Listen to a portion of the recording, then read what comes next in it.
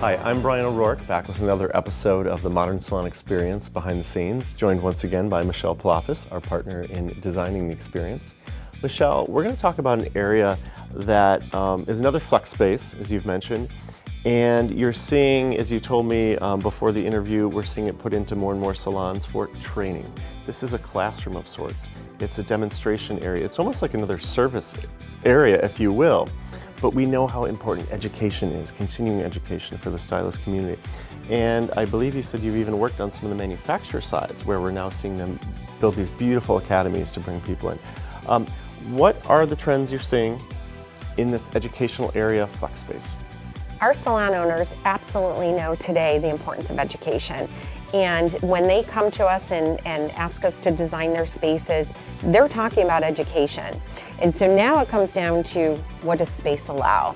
And so how do we fit that classroom type setting that could be, and it really comes down to this flex space again, where we're doing this dual purpose. So for example, we're now designing break rooms for employees into being training facilities also.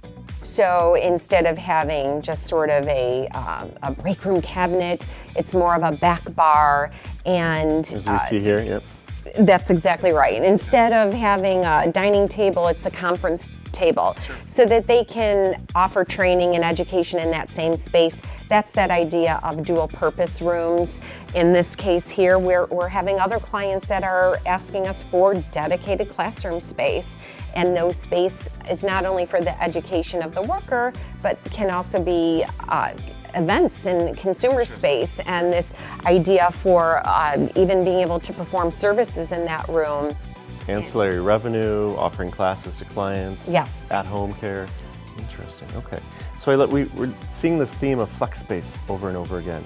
And then, I had another idea that popped in my head as we were talking about the use of technology and screens.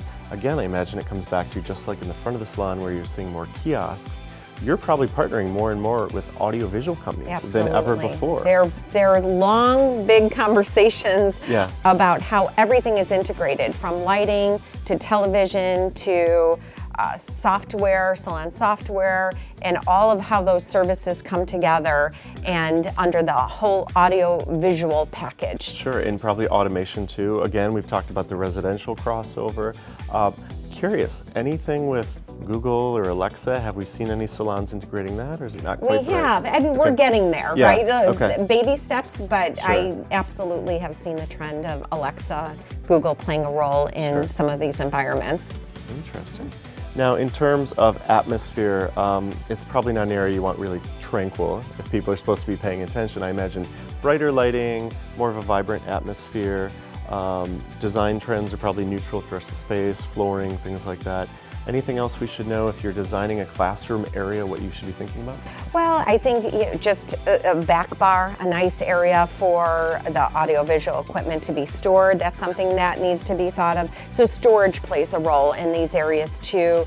And if we're setting up classroom chairs and there's a place to store those away, if it's a dual purpose room, I think storage is something else that needs to be considered. So not just flex space, but flex furniture too. Yes. Love it. Okay, thank you.